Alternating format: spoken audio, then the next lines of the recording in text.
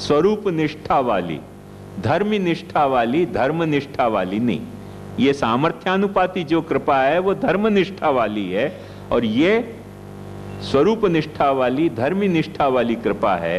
ये कृपा प्रभु जापे करे हैं। एक बात समझो, वाह में और कुछ हिसाब नहीं है, सीधो से एक हिसाब है कि स्वरूप निष्ठा वाली जो माने स्वरूपानुपाती कृपा है, वह को एक शुद्ध फल है स्वरूप निष्ठा। माने जीव सुसाधन होए, अब अपन दूसरे जीवन की चिंता अब यहां नहीं करेंगे, दूसरे जीव की चिंता अपन यहां नहीं करेंगे। अपन पुष्टि मार्ग के ही संदर्भ में सारो विचार कर रहे हैं कि जो पुष्टि जीव है वह पुष्टि जीव पे जीव सुसाधन है कि जीव निस्साधन है कि जीव जो है वो दुष्ट साधन है। जैसे कि आज अपन हैं, तो ऐसे दुष्ट साधन जीव पे पुष्टि मार्ग के तहत जो कृपा होनी चाहिए वो कृपा दया रूपी या क्षमा रूपी या संतोष रूपी नहीं, पुष्टि मार्ग के तहत जो कृपा होनी चाहिए वो ये कि या में स्वरूप निष्ठा कैसे पनपे, धर्मी निष्ठा कैसे पनपे। वो यदि पनप रही है तो एक बात समझो कि प्रभु की दया भी अपने को ग्राह्य है, पुष्टि भक्ति के तहत है। वो यदि पनप रही है तो अब प्रभु को संतोष भी अपने को ग्राह्य है। वो यदि पनप रही है तो प्रभु की क्षमा भी अपने को ग्राह्य है। और वो यदि नहीं पनप रही है, स्वरूप निष्ठा नहीं पनप रही है, तो प्रभु ने अपने अपराध भी क्षमा किए ना, तो वो मर्यादा मार्गी कृपा है, पुष्टि मार्गी कृपा नहीं है। प्रभु ने अपने पे दया भी करी, स्वरूप निष्ठा अपने में नहीं जगाई, तो दया भी करी, अपने निस्साधन है यानी अपने पे दया करी प्रभु ने, तो वो दया भी जो है वो मर्यादा मार्गी दया है। अपन जाको पुष्टि मार्गी दया कह रहे हैं वो दया नहीं है। और प्रभु अपने पे प्रसन्न भी हो गए। जैसे अपन कहें राई जितनी सेवा को फल मानत मेरु समान, प्रभु ने अपने राई जितनी सेवा को फल मेरु के समान मान के बहुत प्रसन्न होके अपने लाखन करोड़न की बिल्डिंग दे दी, जायदाद दे दी, इंडस्ट्रियां चलवा दी, छोकरा छैया सब आज्ञानुकारी हो गए, पत्नी भी सुंदर मिल गई, पति भी सुंदर मिल गया और लैला लहर हो गई। पर स्वरूप निष्ठा को क्या भयो? अरे वो तो भूल गए, याद ही नहीं आई। तो ये बड़ा संतोष करके प्रभु ने बहुत बड़ी अपने पे कृपा करी। पर एक बात ध्यान समझो कि ये मर्यादा मार्गी कृपा करी, पुष्टि मार्गी कृपा नहीं करी। इतनो प्रभु ने संतोष अपने पे प्रकट कियो कि अपन ने मट्टी एक दिन खोदी तो सोना निकल गयो, और सोना निकल गया वहां पे सीबीआई की धाड़ भी अपने पे नहीं आई, न गोल्ड बाकी एक्ट की कोई धाड़ आई, और सरकार भी अपने पास चरण चाटने लग गई कि हाँ भाई सोना के तुम वो हो। कोई अपने को कोई तकलीफ नहीं है, जगत में चारों ओर ख्याति ख्याति फैल गई, सब आनंद ही आनंद है। पर स्वरूप निष्ठा भाई नहीं भाई। तो अपन वाह कृपा को, प्रभु के या संतोष को कि अपन ने मट्टी में हाथ डाली और सोना निकलियो, ऐसी कृपा प्रभु ने करी। पर वाह प्रभु के संतोष को अपन पुष्टि मार्गी कृपा नहीं कह रहे हैं, पुष्टि मार्गी अनुग्रह नहीं कह रहे हैं। स्वरूप निष्ठा पनपे, वो दया के रूप में पनपे, अपनी निस्साधनता को, अपनी निस्साधनता पे दया करके प्रभु अपने में स्वरूप निष्ठा पनपावे, अपनी दुष्ट साधनता को क्षमा करके, जैसे दुष्ट तमोपि दया रहितोपि विधर्म विशेष कृति प्रथितोपि दुर्जन संगरतोप्य वरोपि कृष्ण तवास्मि न चास्मि परस्य, या तरीके की स्वरूप निष्ठा धर्म निष्ठा पंथी जो श्री हरिराय जी कह रहे हैं। तो अपन दुष्टतम है, अपनी दुष्टता को प्रभु ने क्षमा किया है, वो क्षमा भी जो है वो पुष्टि मार्गी क्षमा है। अपनी अपन निस्साधन है, अपन दुष्टतम नहीं है, अपन कोई काम भी नहीं कर रहे हैं, ना अच्छो काम कर रहे हैं ना अपन बुरो काम कर रहे हैं, पड़े रहे हैं, दिन भर सो रहे हैं, खा रहे हैं, पी रहे हैं, ना कोई अच्छो काम कर रहे हैं ना बुरो काम कर रहे हैं, चालू खाता के संसारी जीव हैं, एवरेज जैसे होना चाहिए। तो अपन निस्साधन जीव हैं, और वह निस्साधनता में प्रभु ने दया करी। पर दया करने में जो स्वरूप निष्ठा पनपा न भूल गए तो वो मर्यादा मार्गी दया भई। पर स्वरूप निष्ठा पन नहीं पन पाई, साधन निष्ठा पनपा दी कि अपन दिन रात कोल्हू के बैल की तरह जप तप कर्म धर्म भजन भक्ति सब में प्रवृत्त हो गए, पर स्वरूप निष्ठा विहीन भक्ति भजन में प्रवृत्त भय। तो वो जो सारो जप तप कर्म सब जो है वो है सब अच्छी बात, बुरी बात नहीं है। प्रभु ने दया करके अपने में पनपा दियो, ये सब बात पनपा दियो, अपनी निस्साधनता पे दया करके अपने ये सामर्थ्य प्रभु ने अपने को दियो। पर वो पुष्टि मार्गी दया नहीं भाई प्रभु की। ये बात मुख्य समझो। तो यहां जो महाप्रभु जी की प्राकट्य में जो श्री गोसाई जी ये बात कह रहे हैं, दया निज माहात्म्यम, दया निज माहात्म्यम करिष्यन प्रकटम हरिर वाण्या यदा तदा स्वास्यम प्रादुर्भूतन चकारहि। प्रभु को ये दया आई कर ये बड़े निस्साधन हो गए, और ये निस्साधन जीव समझ नहीं पाएंगे कि मेरा माहात्म्य क्या है, मेरे और इनको तादात्म्य क्या है, और ये माहात्म्य और तादात्म्य के ज्ञान के बिना ये स्वरूप निष्ठा कैसे इनमें पनपेगी। स्वरूप निष्ठा नहीं पनपेगी तो जो भगवत रूप सेवार्थ मैंने ये पुष्टि सृष्टि प्रकट करी, वो भगवत स्वरूप सेवा, शुद्ध साकृति की सेवा कैसे कर पाएगी। ये प्रभु को दया उपजी हृदय में, दया उपनी करके प्रभु ने अपने मुखारविंद रूप श्री महाप्रभु जी को प्रकट किया, और वो महाप्रभु जी को प्रकट किया करके ये जो दया है वो स्वरूप निष्ठा पनपाने के लिए प्रकटी दया है, वो केवल निस्साधनता के कारण पनपी दया नहीं है। यह बात को खास ध्यान से समझोगे ना। दया नहीं तो अपने यहाँ दया को कोई रोल नहीं है। क्यों दया करनी चाहिए? अपन कोई प्रभु से दया नहीं मांगे, अपन तो प्रभु से स्वरूप निष्ठा ही मांगे, क्योंकि पुष्टि भक्ति को शुद्ध मतलब है स्वरूप निष्ठा। स्वरूप निष्ठा नहीं है तो सब चीज बेकार। स्वर्गापवर्ग नरकेश्वपि तुल्यार्थ दर्शिना। स्वर्ग मिलो, नरक मिलो कि मुक्ति मिलो, अपने लिए तीनों बराबर है। और स्वरूप निष्ठा मिली तो स्वर्ग मिलो तो भी अच्छो, नरक मिलो तो भी अच्छो, और ऐसे मुक्ति मिलो तो भी अच्छो। स्वरूप निष्ठा अपनी खंडित नहीं रहती हो, अखंडित रहती हो, तो स्वर्ग नरक और मुक्ति तीनों अपने को अच्छी है। और स्वरूप निष्ठा नहीं रहती हो तो स्वर्ग नरक और मुक्ति तीनों ही अपने लिए बेकार है। ये बात सूत्र के रूप में आप लिख लो अपने यहाँ, अपनी डायरी में लिखते हो तो, चोरी सुख टेप रिकॉर्ड करते हो तो वहां में भी आई गई, अब तो वहां में चिंता की बात नहीं है। तो ये बात समझ लो कि स्वर्गापवर्ग नरकेश्वपि तुल्यार्थ दर्शिना, ये स्वरूप निष्ठा जो है वो एकदम क्रक्स है, जहां पे सारी बात डिसाइड हो रही है कि जीव पुष्टि मार्गी है कि नहीं है। स्वरूप निष्ठा रहित कितनों भी धर्म परायण, कितनों भी तप परायण, कितनों भी जप परायण, कितनों भी ऐसो वैराग्य, कितनों भी ऐसो यज्ञ यागादि परायण और इवन भक्ति परायण जीव भी, बात समझ लो कि स्वरूप निष्ठा विहीन है तो वो पुष्टि जीव नहीं है। क्योंकि वहां पे दया प्रभु कर रहे हैं, वहां को क्षमा भी प्रभु करते होंगे, वहां पे प्रभु संतुष्ट भी होंगे, पर स्वरूप निष्ठा विहीन भक्ति, मम पुष्टि भक्ति, ये मम माता वंध्या के जैसी फ्रेज है। मम माता वंध्या को मतलब क्या कि मेरी मां बांझ है। तो मां तेरी बांझ है तो तू यार कहां से जन्मे हो, और तू जन्मे हो तो तेरी मां बांझ कैसे हो सके। ऐसे अपन कहें कि स्वरूप निष्ठा विहीन हम पुष्टि भक्त हैं। स्वरूप निष्ठा विहीन पुष्टि भक्त हो कैसे गए हो? मम माता वंध्या के जैसो ये कॉन्ट्राडिक्शन है। ये बात ध्यान से समझ लो बहुत भारपूर्वक। ये नहीं समझोगे ना तो सर्वोत्तम स्तोत्र माने तद्ज्ञातो नहीं कहना चाहिए, मुखरता दोषो है। पर ये समझोगे तो सर्वोत्तम स्तोत्र समझे, और ये नहीं समझे तो सर्वोत्तम स्तोत्र नहीं समझे। ये स्वरूप निष्ठा पनपाने के लिए प्रभु ने दया करी है। ये बात समझो। दया निज माहात्म्यम करिष्यन प्रकटम हरिर वाण्या यदा तदा स्वास्यम। क्योंकि स्वरूप निष्ठा स्वरूप के बिना नहीं पनप सके। एक बात ध्यान से समझे, स्वरूप निष्ठा स्वरूप के बिना नहीं पनप सके। यही लिए भागवत में यह प्रश्न उठाया गयो कि भगवान अवतीर्ण क्यों हुए, भगवान क्यों अवतीर्ण हुए। तो वहां में बहुत सारे कल्प पूछे गए, धर्म संस्थापन के लिए, अधर्म, जैसे गीता बता रही है कि माने परित्राणाय साधूनाम विनाशाय च दुष्कृताम, धर्म संस्थापनार्थ है। तो भागवत या बात को कहे कि नहीं, इन सब बातन, ये सब बात तो भगवान अपने व्यूह सु, अपनी विभूति सु भी कर सके है, सब तरह से इन बातन को कर सके। पर जो स्वरूप निष्ठा वाले भक्त हैं उनको स्वरूप के प्राकट्य के बिना जो है वो संतोष हो नहीं सके है। या के लिए स्वरूप खुद प्रकट है, या के लिए स्वरूप खुद प्रकट है। मैंने एक वक्त आपको बताई थी, यहां पर भूल गए होगे करके फिर से याद दिवा रहे हूं कि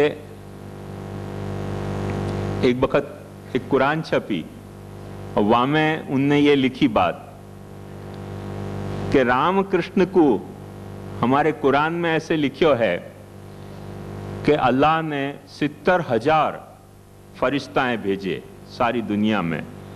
सो वो 70,000 फरिश्ताएं जो अल्लाह ने भेजे, उन 70,000 फरिश्तान के तहत राम कृष्ण भी जो हैं, माने अपने श्री रामचंद्र जी और अपने ठाकुर जी कृष्ण, ये भी कोई न कोई फरिश्ता होंगे। पर हिंदू ने वह रहस्य को समझे बिना उनको खास अल्लाह ही खुदा ही मान लियो। तो मैंने वो कुरान मंगा के पढ़ी, से मुझको बड़ा विचार आया उनकी ये क्या गड़बड़ हो गई। तो मैंने वो जो कुरान के जो एडिटर हते और जिनने वो भूमिका लिखी थी उनको एक पत्र लिखियो कि भाई हमारे को समस्या ये हो गई या मैं कि अल्लाह ने जो फरिश्ता हमारे यहाँ भेजे राम और कृष्ण नाम के, उनने हमको यूं कहो कि हम भगवान हैं, तो अब हम फरिश्ता की बात माने जो फरिश्ता हमको भेजे कि तुम्हारी बात माने। ये हमको खुलासा करो, बात कौन की माने। तुम कह रहे हो कि 70,000 फरिश्ता भेजे, बात बिल्कुल सच्ची है। 70,000 फरिश्तान में से 2 राम और कृष्ण क्यों नहीं हो सके, आनंद से हो सके। तो ये फरिश्तान ने क्या हमको चीट कियो, तो ऐसे फरिश्ता खुदा ने भेजे क्यों हमको। तो गुनहगार फरिश्ता है कि खुदा है। तो खुदा को इतनी भी नहीं समझ कि ऐसे चीटरन को हमारे पास भिजवा दिया। और यदि खुदा ने कुछ समझदारी से हमारे पास फरिश्ता भेजे हैं, तो वो फरिश्ताएं हमको खुद कह रहे हैं कि हम भगवान हैं, तो हम क्या करें, हम तुम्हारी बात माने कि फरिश्ता की बात माने, ये खुलासा करो। तो वो 2-1 मेरे वाके बीच में पत्र व्यवहार भय, पर फिर ज्यादा पत्र चले नहीं, उनने जवाब देने ही बंद कर दिया। फिर मैं भी समझ गया आनंद है यहाँ। पर समझने की बात यह में यह है कि अपने को स्वरूप निष्ठा यदि नहीं पनपे तो सब बेकार है। प्रभु ने अपने यहां, प्रभु ने स्वयं प्रकट होके, वहां पे मैंने उनको एक बात ये भी लिखी थी, मैंने कि ऐसे क्यों नहीं सोच लो कि शायद तुम्हारे यहां खुदा ने रसूल को भिजवा दियो, क्योंकि खुदा यूं चाहते हो भाई रसूल को भेजने से तुम्हारा काम सुधर जाएगा।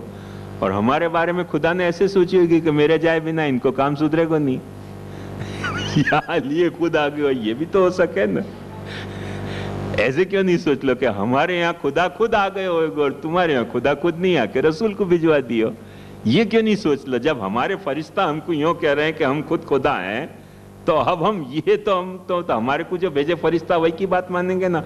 अरबस्तान में जो फरिश्ताएं गए उनकी बात हम क्यों माने, अरबस्तान में जो पैगंबर गए उनकी बात हम क्यों माने, हमारे यहाँ जो पैगंबर आए उनकी बात माने। हमारा पैगंबर हमको ये कह रहे हो कि हम खुद खुदा हैं, अब हम तो उनकी बात मानेंगे।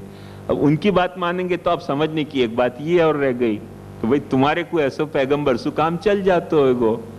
कोई को मैंने पोस्टमैन हो ना, वो चिट्ठी पहुंचा दे तो काम चल जाए। और कोई को खुद बात किए बिना नहीं काम चलते हो तो वासु तो अपन खुद ही बात करेंगे कि नहीं। तो कोई के यहाँ मैसेज भिजवाने से काम चल सकते हो, कोई के यहाँ मैसेज भिजवाने से काम नहीं चल सके, पर्सनली जाने से ही काम चले है। ये बात जो है वो संबंधन की आपसी कथा है। हमारे संबंध ऐसे थे कि परमात्मा खुद आ गए हो, तुम्हारे संबंध खुदा से ऐसे थे कि तुम्हारे यहाँ मैसेंजर वाले भिजवा दिए, चलो बात ऐसे निपटा लो। तो यही बात वैसे पते की बात है कि अपने यहाँ प्रभु ने जा वक्त स्वरूप निष्ठा पन पाने की सोची, वह वक्त अपने मुखारविंद को अपने पास भेजो कि जासू की अपनी कृष्ण स्वरूप में निष्ठापन पे। और वह मुखारविंद ने अपने को समझाई ये बात कि कैसे कैसे तुम करोगे तो तुम्हारे भीतर स्वरूप निष्ठा पनपेगी, और वो स्वरूप निष्ठा से तुम भजनानंद करोगे तो तुम पुष्टि मार्गी होनो तुम्हारो सार्थक होएगो। मने यही लिए श्री गुसाई जी कहे हैं कि देवी सृष्टि व्यर्था च भूयान निज फल रहिता देव वेश्वा नरेशा नाविर्भूतो भवांश्चेद अधनितरम भूतनाथो दितासन मार्गध्वांतंद तुल्या निगम पथगतौ देव सर्गे पि जाता घोषाधीशन तदे में कथमपि मनुजा प्राप्नुयुर्नैव देवी सृष्टिर्व्यर्था च भूयान निज फल रहिता देव वैश्वा नरेशा। यदि आप प्रकट नहीं होते तो जो देवी सृष्टि स्वरूप निष्ठा के लिए पनपी हती वो स्वरूप देवी सृष्टि को प्राकट्य व्यर्थ हो जातो। वो प्राकट्य व्यर्थ नहीं होवे करके प्रभु ने अपनो स्वरूप मुखारविंद को ऐसो स्वरूप तया प्रकट करके और वो स्वरूप निष्ठा पन पाई। और एक बात फिर ध्यान से समझो कि वो स्वरूप भूतल पे विराज्यो वाने भौतन में स्वरूप निष्ठा पन पाई और वो स्वरूप निष्ठा पन पाने के बाद ऐसो उतने ही काल में दैवी जीव को उद्धार नहीं करनो वाके बाद भी दैवी जीव को उद्धार स्वरूप निष्ठा के कारण होतो रहे। वो उद्धार को मतलब क्या है वो भी मैं समझाऊंगा आगे जाके जब दैवोद्धार प्रयत्नात्मा आएगा तब। पर वाके बाद भी दैवोद्धार होतो रहे। वाह सुभाषयसु श्री गोसाई जी ने सर्वोत्तम स्तोत्र आचार्य चरण को प्रकट किया है और वो मैंने आपको बताया कि आचार्य चरण को नामात्मक स्वरूप ही है। या भाव से अपन सर्वोत्तम समझें तो सर्वोत्तम समझे और केवल नाम या मंत्र रूप से समझे या कोई नामात्मक स्वरूप नहीं समझे। वह वक्त रूप और वाणी जैसे दोनों हैं। जा वक्त आचार्य चरण भूतल पे प्रकटे वह वक्त रूप और उपदेश दोनों हैं। तो या वक्त रूप तो अपने पास नहीं है पर उपदेश अपने पास मौजूद है। पर रूप को सब्स्टिट्यूशन अपने यहाँ नाम से किया है। वह वक्त उपदेश और रूप और या वक्त उपदेश और नाम ऐसे अपने यहाँ रूप और उपदेश नहीं है तो नाम और उपदेश दोनों हैं। इन दोनों को जा वक्त अपन समन्वय नहीं करें तब तक अपने में स्वरूप निष्ठा नहीं पनते। ये सर्वोत्तम स्तोत्र प्रकट करने को मुख्य प्रयोजन है कि जा वक्त आप स्वयं प्रकट हते वह वक्त रूपतः प्रकट हते और उपदेशतः स्वरूप निष्ठा पनपा रहे थे। या वक्त भी श्री महाप्रभु जी रूपतः प्रकट नहीं है पर नामतः प्रकट हैं और आपके जो ग्रंथ हैं वासु उपदेशतः प्रकट हैं। इन दोनों को सहारा लेके जा वक्त अपन चलेंगे ना वह वक्त अपने भीतर स्वरूप निष्ठा पनपेगी पनपेगी पनपेगी पनपेगी। और इनको जा वक्त या सिस्टम को जा वक्त अपन खंडित करेंगे तब अपन स्वरूप निष्ठा को खंडित कर रहे हैं। यह बात समझ लेनी चाहिए। जो अपन नुकसान पहुंचाएंगे अपने आप को वो अपनी स्वरूप निष्ठा को पहुंचाएंगे क्योंकि स्वरूप निष्ठा केवल नाम से नहीं होगी। स्वरूप निष्ठा के लिए आचार्य चरण को वाणी की भी अपेक्षा है। स्वरूप निष्ठा केवल वाणी से ही नहीं पन पाएगी। स्वरूप निष्ठा के लिए नाम अथवा रूप दोनों में से कोई एक चीज अपने को अवेलेबल होनी चाहिए। या बात को समझाने के लिए श्री गोसाई जी कह रहे हैं वाण्या यदा तदा स्वास्यम प्रादुर्भूतं चकारहि तदुक्तमपि दुर्बोधम सुबोधम स्याद् यथा तथा तन्नामाष्टोत्तर शतम प्रवक्ष्यामि। वाके लिए मैं अष्टोत्तर शत नाम तुमको कह रहे हूं कि तदुक्तम अपि दुर्बोधम। वाह वक्त तो महाप्रभु जी खुद पकड़ पकड़ के समझाते थे सबको कि अब तुम सेवा करो, अब तुम घर में सेवा करो। अब कौन समझाएगो, अब कौन समझाएगो, नहीं समझाएगो तो श्री महाप्रभु जी के नाम को पाठ करो अर्थात अर्थानुसंधान के सहित। ये महाप्रभु जी को अपने यहाँ नामात्मक स्वरूप सर्वोत्तम विराजमान है। और यास नामात्मक पाठ करने से महाप्रभु जी के जो षोडश ग्रंथादि उपदेश हैं वो तदुक्त जो महाप्रभु जी के उक्त जो षोडश ग्रंथादि उपदेश हैं वो दुर्बोध होते भय भी अपने को सुबोध हो जाएंगे। या के लिए श्री गोसाई जी ने सर्वोत्तम स्तोत्र प्रकट किया है। ये बात यहाँ सारी समझाइए। ये मूल में स्वरूप निष्ठा को पनपाने की बात है ये बात। और ये दया भी जो है तो या हेतु से की गई दया है बाकी केवल निस्साधनता के कंसिडरेशन से दी गई दया नहीं है। ये बात को समझ लो। थोड़ी देर अपन यहाँ विश्राम करेंगे वाके बाद अपन फिर शुरू करेंगे। निज माहात्म्यम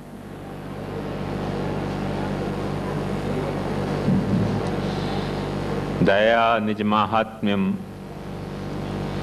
करिष्यन् प्रकटम हरि वाण्या यदा तदा स्वास्यम प्रादुर्भूतम चकारहि।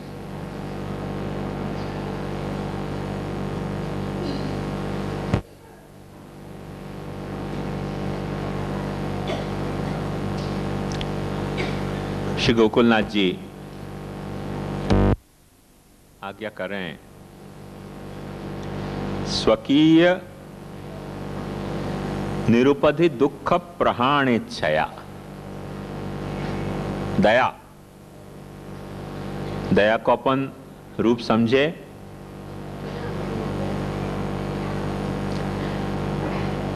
जो मैंने आपको ये अंतराल के पहले जो बात बताई थी ना, वो दया के स्वरूप की बताई थी। और श्री गोकुलनाथ जी दया को या संदर्भ में व्याख्यान यानी परिभाषात्मक व्याख्यान क्या कर रहे हैं? स्वकीय निरुपधि दुख प्रहाणेच्छा, दया। जो स्वकीय हैं, अब एक बात ध्यान से समझो, स्वकीय मतलब कौन ऐसा जीव है जो प्रभु को स्वकीय नहीं है? मर्यादा जीव भी प्रभु को स्वकीय है, प्रवाही जीव भी प्रभु को स्वकीय है, और तो और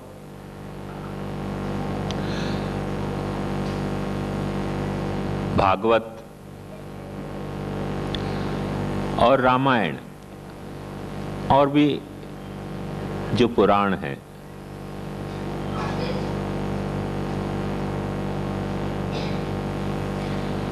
इन पुराणन में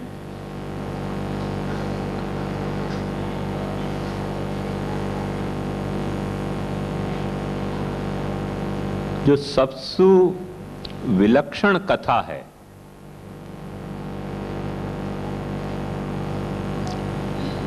जो दूसरे कोई भी पुराण में नहीं है, मैंने अपने व्यास जी के जो पुराण हैं उनकी मैं बात कर रहा हूं।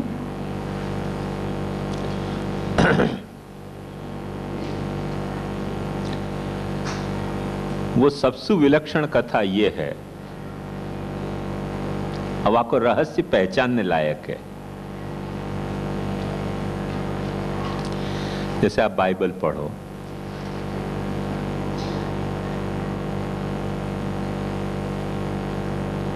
तो निरंतर आपको वो भी एक पौराणिक कथा है सब वहां की,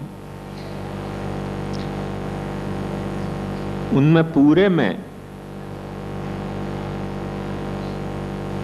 जैसे अपने यहाँ सुर हैं, असुर हैं, भक्त हैं, अभक्त हैं, ज्ञानी हैं, अज्ञानी हैं, पुण्यात्मा, संत हैं, पापी हैं, ऐसा वहां भी है। पर जो बेसिक डिफरेंस है अपने और उनकी पुराण कथा को,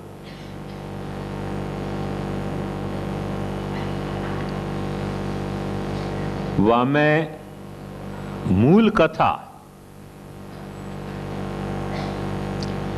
जैसे आदम की और मूल कथा जो शैतान की, वो दो कथाएं तो बाइबल में निश्चित अपवाद हैं, और ऐसा अपवाद हैं कि जो उन दो कथाओं को अपनी पुराण की जो कथाएं हैं उनके बिल्कुल पास में, पड़ोस में लिया में, और काफी अच्छी लगे सुनने, सोचने, समझने पे वो बातें। बाकी ये शैतान और आदम की दो कथा को छोड़ने के बाद जितनी भी कथाएं हैं,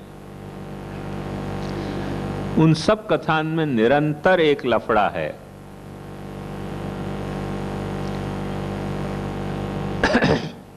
कि जो अपने यहां जैसे भेद है, अभी मैंने आपको समझाया, सुसाधन और दुष्ट साधन जीव को और निस्साधन जीव को, तो वहां जो भी दुष्ट साधन जीव है,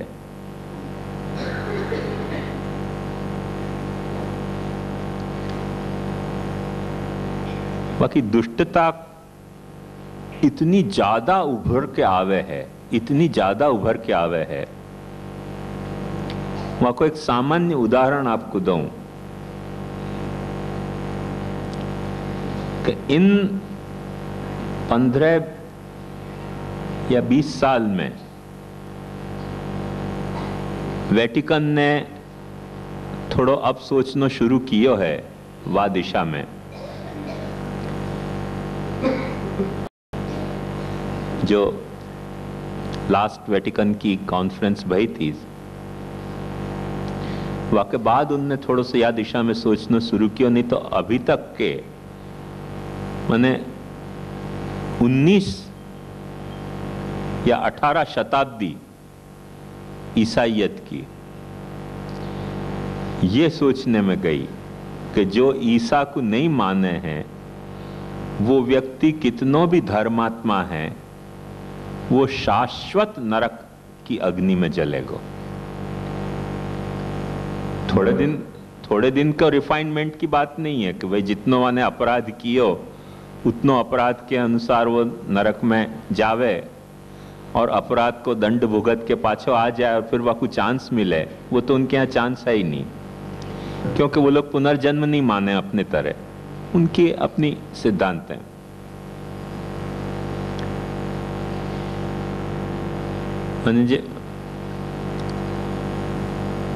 जब पोप यहां आयो तो ओवल मैदान में, अभी है ये पोप नहीं, यासु 2-3 पहले वाले पोप की बात कर रहे हो, बहुत बड़ो सरंजाम भयो तो बंबई में। तब मैं भी गया तो वहां देखने के लिए क्या चक्कर है। तो वह वक्त 2 रुपया में वो लॉकेट बेच रहे थे, वो अभी भी मैंने सुरक्षित रखे हुए लॉकेट, 2 रुपया में ही हो खाली कि ये लॉकेट पहन के तुम मरोगे तो तुमको शाश्वत नरक की अग्नि नहीं जलाएगी। अपन भी कंठी को ऐसे ही ट्रीट कर रहे हैं बेवकूफी से, वो एक अलग कथा है। और कंठी के अपने अभी रेट हैं, ब्रह्म संबंध की कंठी के, अष्टाक्षर की कंठी के, वो महाराज की माने 5 स्टार महाराज है, 3 स्टार महाराज है, 2 स्टार महाराज है, भाई साहब से रेट बदल जाए कंठी के भी, वो एक कथा अलग है। पर अभी तक वो ये बात मानते थे कि जो क्राइस्ट में नहीं माने, वो चाहे कितनों भी ईश्वर में माने, वो चाहे कितनों भी बाइबल में जिन बातन को धर्म कही गई है, जिन गुणन को अच्छे गुण कहे गए, वैसे अच्छे गुण वालों भी होए तो भी शाश्वत नरक की अग्नि में जलेगो। ऐसे बंद दरवाजा वाली स्थिति है। क्योंकि जाने मोसेस को नहीं मानियो, वैसे यहूदी हैं, इतने बंद दरवाजा वाले नहीं होते बेचारे। क्रिश्चियनिटी में ये गुण बहुत उभर के आया, और मुसलमानों में भी जो सूफी हैं वो बेचारे काफी सौम्य प्रकृति के हैं, जिनके मैं अक्सर शेर आपके सामने बोलता रहूं। पर जो ऑफिशियल वर्जन है उनको, कुरान को, वो सब यही है कि जो मोहम्मद में नहीं मानो तो तुम कितने भी संत हो, कितने भी साधु पुरुष हो, सीधे नरक। कोई दूसरा कोई रूट ही नहीं तुम्हारे पास अवेलेबल है।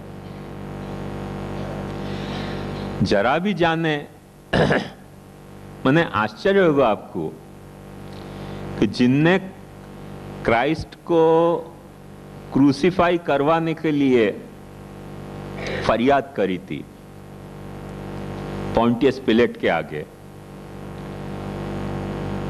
वो अकस्मात, कोई कारण नहीं है तो, पर वो यहूदी थे। वाकई लिए इतने साल तक क्रिश्चियन लोग यूं मानते थे कि सब यहूदी को पाप लग गया। सो आप लोग भी सब जानते होगे, पढ़े होगे कि यहूदी को बस मार ही डालो, खत्म कर दो, जला दो, कुछ पाप नहीं लगे यहूदी को मार देने में, क्योंकि उनने क्राइस्ट को जला दियो। बहुत अरसा तक ये सोचते थे कि क्राइस्ट की फरियाद क्यों करी पॉन्टियस पिलेट के आगे, जिनने करी उनने नहीं, मात्र यहूदीन को पाप लग गया वाको।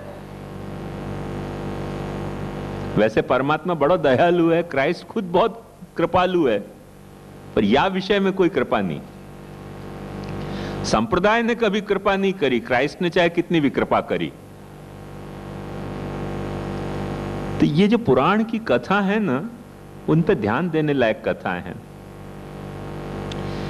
और अपने यहां की पुराण कथाएं देखो कि रावण कोई इंपोर्टेड आइटम नहीं है ब्रह्मांड में राम के, और विष्णु को द्वारपाल है। बहुत सारे जो असुर हैं उस भगवान के ही भक्त भी हैं, वृत्रासुर जैसे। तो एक आखो एक दूसरो पहलू प्रकट होके सामने आवे है कि असुर को असुर नहीं मानना, ऐसी खोटी उदारता नहीं,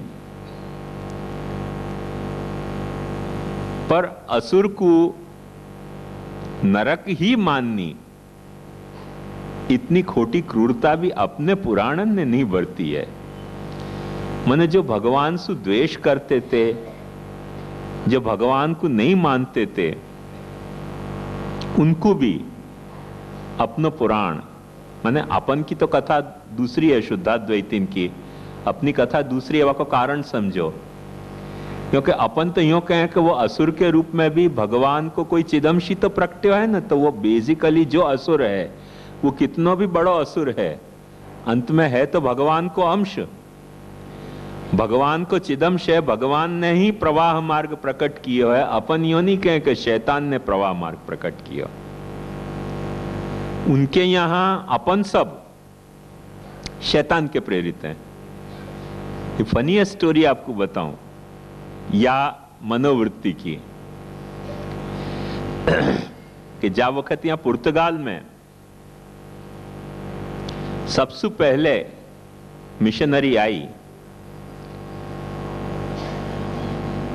तो क्राइस्ट जब हतो ना, तब क्राइस्ट के जमाना में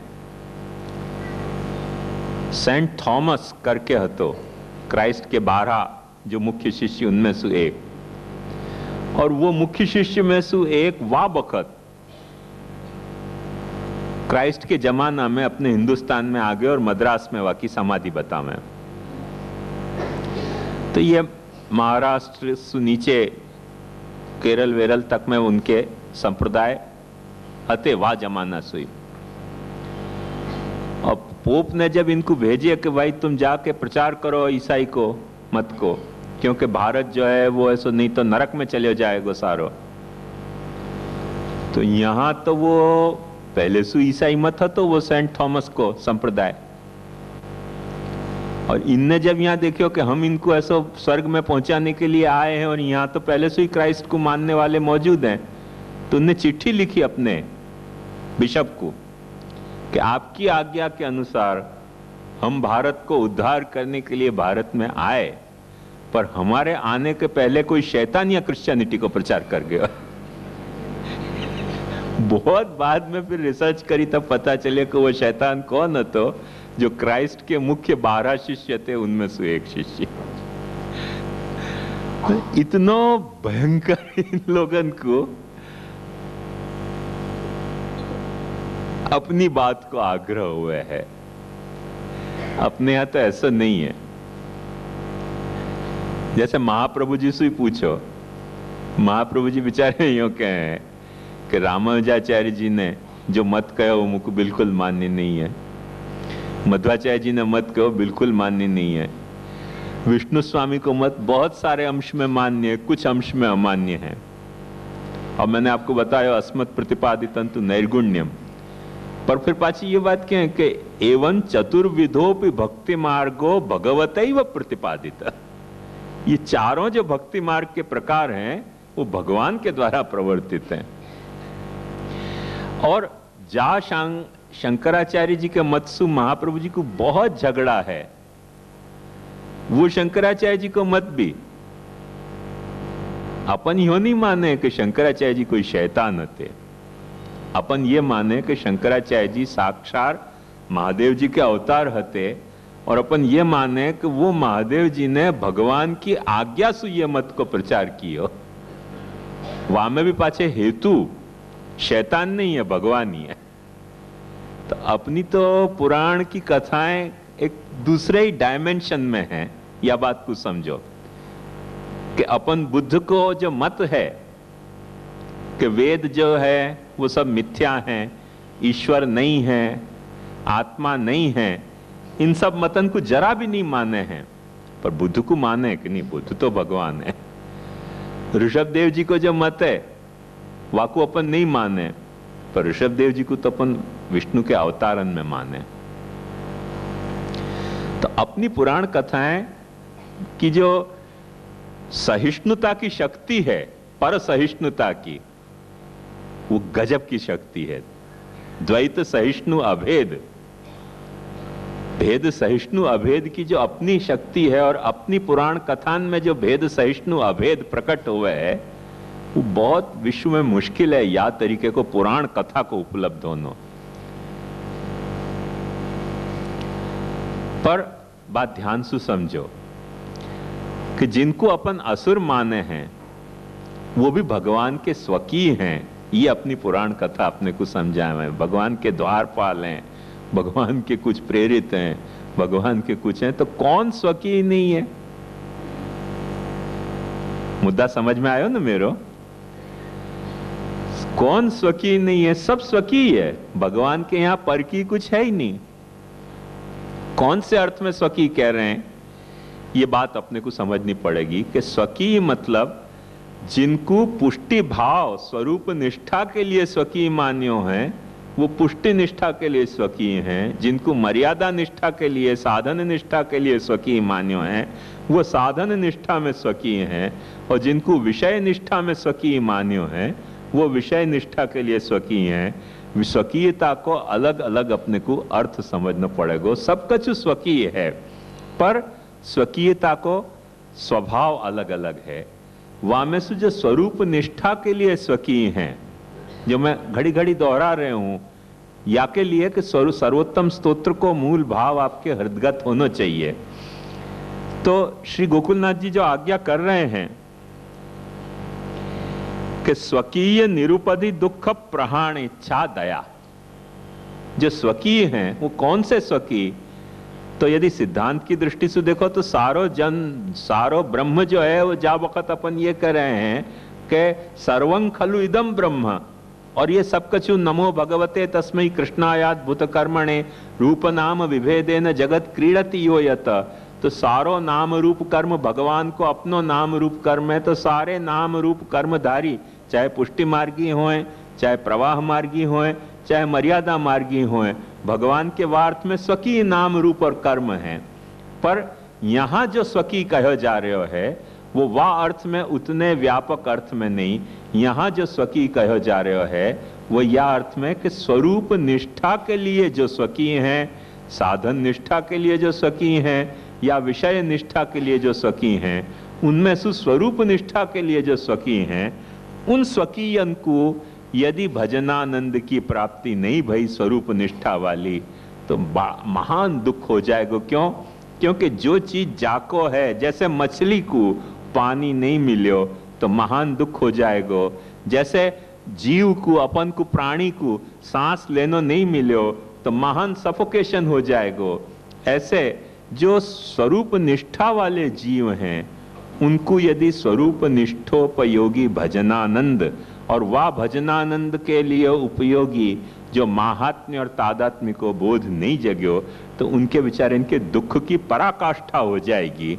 वह दुख की पराकाष्ठा के लिए यदि कोई साधन नहीं है, वे साधन उनके पास उपलब्ध है, तो प्रभु को दया आई करके निस्साधन जनोद्धार कर्ण प्रकटीकृत गोकुलेश स्वरूप श्री वल्लभ शरणम मम। जब मैं बुलाऊं हूं वो ये निस्साधन जन हित करेवा प्रकट्या परम दयाल, या अर्थ में आप समझो। क्योंकि उनको साधन जो है, उनको साधन क्या है? उनको साधन जो है वो स्वरूप निष्ठा है। उनको उनको साधन जो है वो स्वरूप निष्ठा है और उनको फल है भजनानंद। जो ये पुष्टि जीव है स्वरूप निष्ठा के लिए जो चुने गए स्वकीय हैं, उनको साधन स्वरूप निष्ठा है और उनको फल जो है वो भजनानंद है। अब वह भजनानंद से यदि वो वंचित रह गए तो उनको तो फिर कुछ गति नहीं रह गई ना, क्योंकि विषयानंद से वो पहले वंचित हो जाएंगे। एक बात समझो, अपन वंचित नहीं है विषयानंद से, स्वरूप निष्ठा वाले इनकी बात कर रहे हूं। तो विषयानंद से वो वंचित हैं। साधन निष्ठा तो अपन में पुष्टि मार्ग के नाम पे पहले ही कैंसिल हो जाए, क्योंकि साधन कौन करे? अपने तो ऐसा प्रमाण को मार्ग नहीं है, प्रमेय को मार्ग है अपन सोचे, साधन को मार्ग नहीं है, फल मार्ग है। चल छुट्टी, दाइनो घोड़ो रमतो जमतो छुटो। तो ये स्थिति में स्वरूप निष्ठा से वंचित होने के पास उनके पास कुछ भी जीवन को, अपने प्राकट्य को अवलंबन नहीं रह गए हो। वो तो नहीं रह गए तो कुछ नहीं, निरालंबित जी जाएंगे, पर जो प्राकट्य को जो प्रयोजन है वो भी मिथ्या सिद्ध हो जाए। माने जैसे ये माइक है तो क्यों है कि मेरी आवाज आपके पास पहुंचावे, ये माइक को प्रयोजन है। ऐसे पुष्टि जीव क्यों हैं कि स्वरूप निष्ठ होके भजनानंद ले, और स्वरूप निष्ठा पूर्वक यदि वाकु भजनानंद नहीं मिले तो वो स्वरूप जीव रहे हो तो क्या और गए हो तो क्या, ये तो सब व्यर्थ हो गए हो। या के लिए आचार्य चरण वेणुगीत में यह बात को स्पष्ट खुलासा करे हैं कि इदमेवेन्द्रियवताम फलम मोक्षोपि नान्यथा यथांधकारे नियता स्थितिर नाक्ष्णो फलम भवेत् भगवता सह संलापो दर्शनम मिलितस्य च। ये जो निरोध लक्षण में बात कही गई है, वही बात जो मैंने आपको समझाई, वही बात वहां वेणुगीत सुबोधनी में या ढंग से कही कि इदमेवेन्द्रियवताम फलम मोक्षोपि नान्यथा। जा जीव को, एक बात समझो, कथा नहीं है वैसी, आपको कथा के रूप में प्रस्तुत कर रहे हूं कि ऐसे सोचो कि जैसे महाप्रभु जी ठाकुर जी से झगड़ा कर रहे हैं। क्या झगड़ा कर रहे हैं?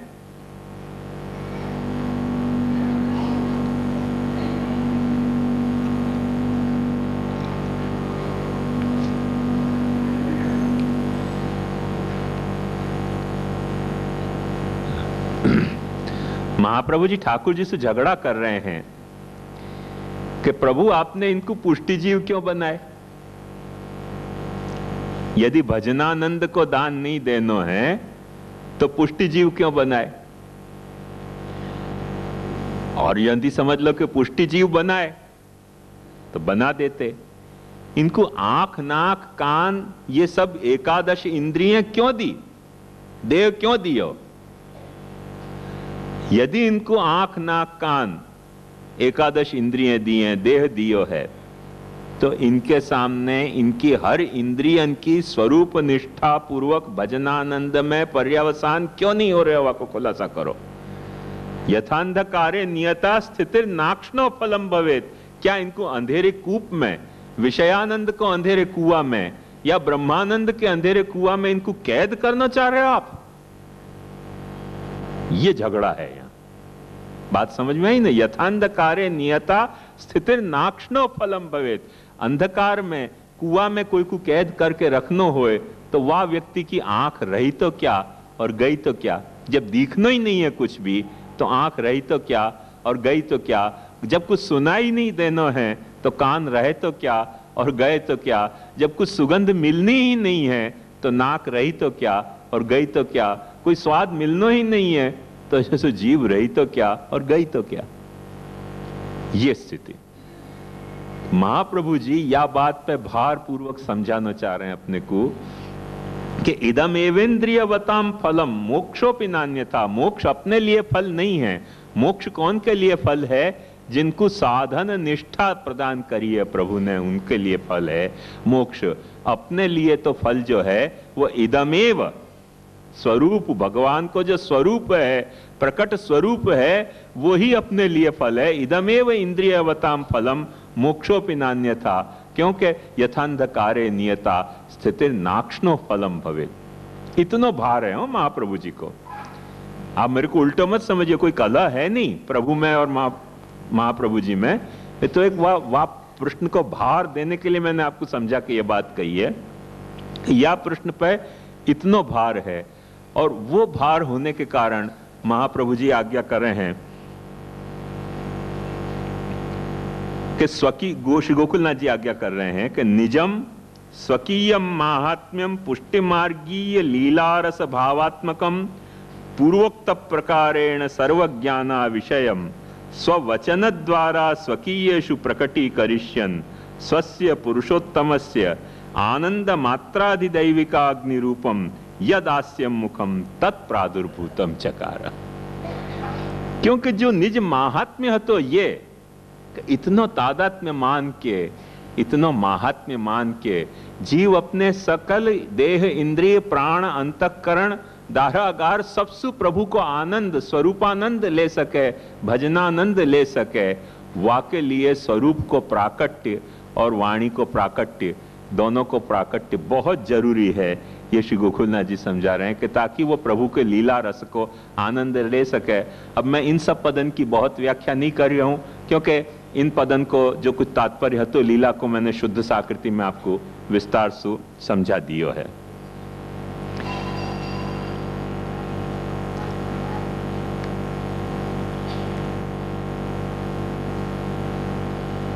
एक बहुत सुंदर बात श्री गोकुलनाथ जी आज्ञा कर रहे हैं, ननु भगवतः स्वतः सर्वार्थ पूर्णस्य किमेतावत् करणे प्रयोजनम इति चेत तत्राहु हरि इति यत स्वकीयानाम सर्व दुःखहर्ता। कैसी मीठी पंक्ति है।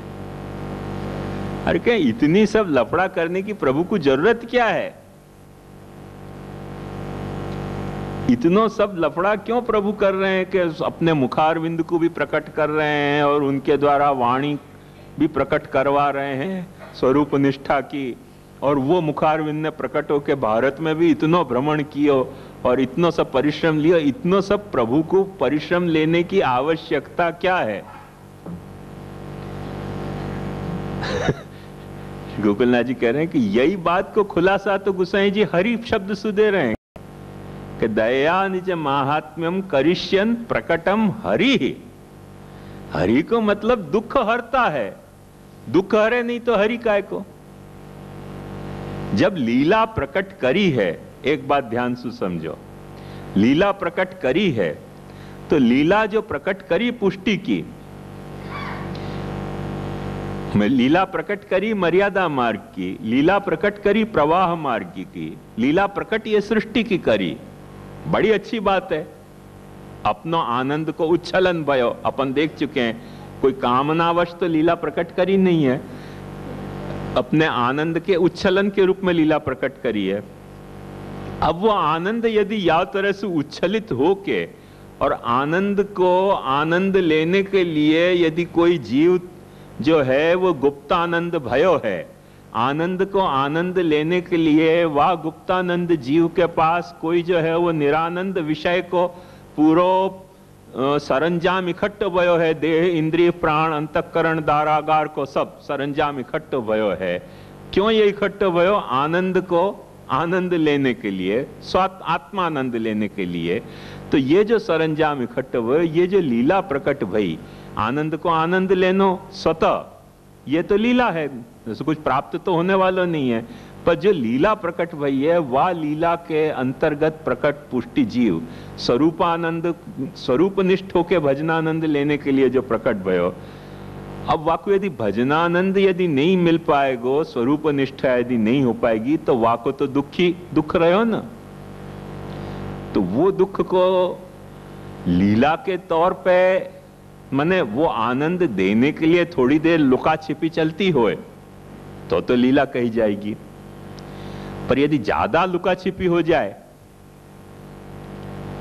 ज्यादा मतलब कलिकाल तमश्चन्न दृष्टित्वाद विदुषाम अपि, वो कृष्ण ले जाने के बजाय वृक ले जाते होए बालकन को, तो बहुत खतरा हो गया कि नहीं? तो जब वो जो भेड़िया जो है, कल मैंने आपको बताई ना कलिकाल, कृष्ण ले जाना चाहिए अपने को। अपने अज्ञान भी हैं तो अपना अज्ञान कृष्ण में समर्पित होना चाहिए। महाप्रभु जी बहुत सुंदर एक बात कहें, और यह बात को ध्यान से समझो कि अज्ञान प्रसूत भक्ति को महाप्रभु जी ने कभी अभिनंदन नहीं दिया। अज्ञान से जो भक्ति पैदा हुआ है ना, वाकु महाप्रभु जी अभिनंदन नहीं करें, पर भक्ति से पैदा हो तो अज्ञान को महाप्रभु जी बड़ा अभिनंदन देगा। बहुत ऊंची बात हो गई, तो भक्ति ने अज्ञान पैदा कर दिया। भक्ति से पैदा हो तो ज्ञान, बड़ी बड़ी प्रशंसा है। ज्ञान से पैदा होना भक्ति को एक रूटीन मानिए कि हाँ ऐसे ही होना चाहिए कि ज्ञान महात्म्य ज्ञान पूर्वस्तु सुदृढ़ सर्वतोधिक स्नेहो भक्ति, वो तो आको मने उत्सर्ग है। और भक्ति से ज्ञान पैदा हो गया तो वो बड़ी ऊंची कथा है। कर्म से जो भक्ति पैदा हो रही है वाकई बहुत साधारण स्थिति है, मर्यादा भक्ति भी हो सके, कुछ भी हो सके। भक्ति से कोई कर्म पैदा हो रहा है तो महाप्रभु जी को बड़ो अभिनंदन के कहा भक्ति से कर्म पैदा, क्योंकि भक्ति से पैदा हो तो वो कर्म जो है वो भक्त्यात्मक होएगो, और भक्त्यात्मक होएगो और ऐसा कर्म नहीं होएगो कि जहां में स्वरूप निष्ठा नहीं होए। भक्ति से पैदा होते वह कर्म में ऐसा स्वरूप निष्ठा तो होगी करके सर्वोत्तम स्तोत्र में आगे जाके कहेंगे यागादौ भक्ति मार्गई का साधनत्वोपदेशक, वो भक्ति मार्गई का साधनत्वोपदेशक हैं। तो ये जो सब बातें हैं महाप्रभु जी की, वो क्या है भक्ति से प्रसूत, भक्ति के कारण जो है वो अपने को, एक बात ध्यान से समझो कि कामसु यदि अपने को प्रेम भी जग्यो, वो मैं बता चुके हूं दो एक बार कि कामसु यदि प्रेम भी जग्यो तो वो काम ही है, प्रेम नहीं है। और प्रेम सु यदि काम भी जग्यो तो वो प्रेम ही है, काम नहीं है। जैसे प्रेम सु अपन ने गाली भी दी तो गाली भी प्रेम ही है, द्वेष नहीं है। और द्वेष सु अपन ने यदि कोई की प्रशंसा भी करी, प्रशंसा ही कर रहे हो शुद्ध, पर द्वेष से यदि प्रशंसा कर रहे हैं तो प्रशंसा भी जो है वो द्वेष ही है, प्रशंसा नहीं है। ये मूल बात समझने की है। तो या तरह सु भक्ति सु प्रसूत तो हर चीज अच्छी है। अपने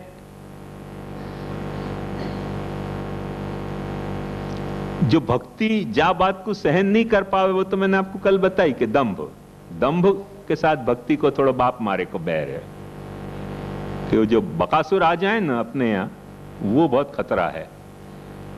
बकासुर जो है वो बहुत खतरनाक चीज है अपने यहाँ। हंसी आ रही है बकासुर की। बकासुर बहुत पैदा हो गए पुष्टि मार्ग में, एक दो नहीं, अनेक बकासुर पैदा हो गए और बालकन को पाछे निकल जाए ऐसे ऐसे बकासुर। ये एक भगवत लीला है पाछे। तो